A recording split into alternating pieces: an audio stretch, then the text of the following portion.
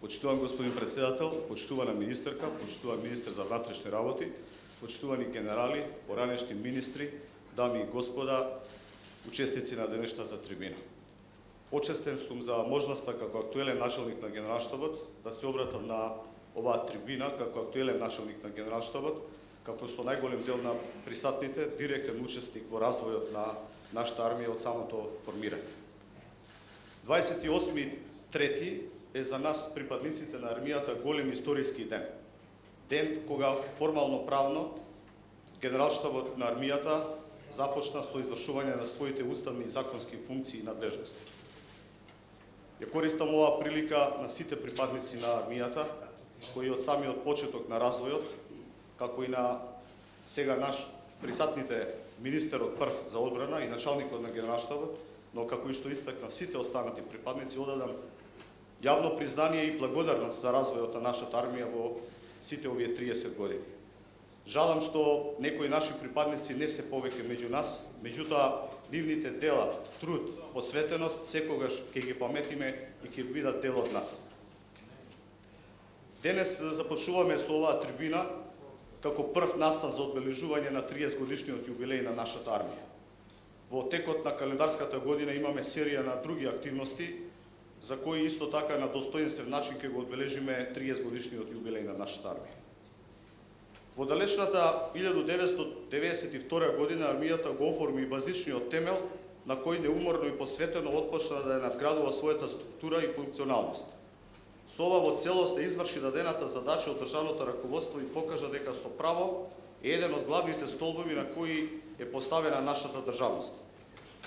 Генерациите кои отпочнаа со овој процес на развој имаа мако трпни почетоци, каде надминувањето на состојбите и одењето напред беше можно пред се благодарејќи на големиот ентузијазам и патриотизам, за кој подоцна преку нивните осврти ќе не потсетат и првите основоположници на нашата современа армија.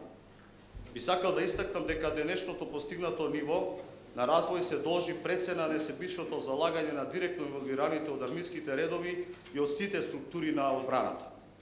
Армијата како најзначаен субјект во одбранбениот систем на Републиката во овие 30 години умееше секогаш да ги согледа приоритетите во структурните промени, кои со умешност во командувањето, контролата и принципот на едно старешинство и субординација овозможија за релативно краток период да се достигнат потребните стандарди на НАТО.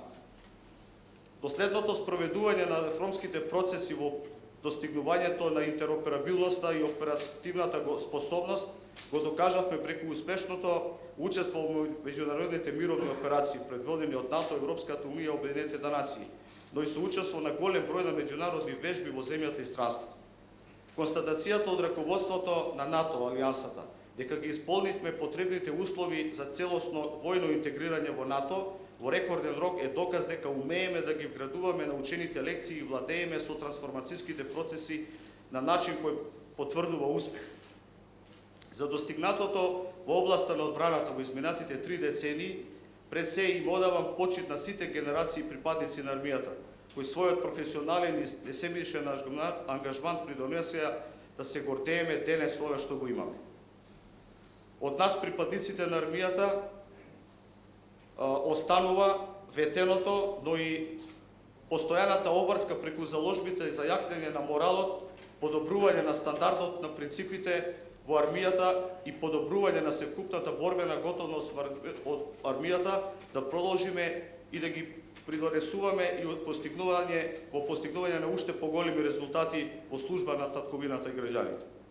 Нашите напори остануваат фокусирани кон целосно имплементирање на зацртаните структурни реформи и реализацијата на плановите за долгорочен развој и опремување, како што деликува на армија земја членка на НАТО.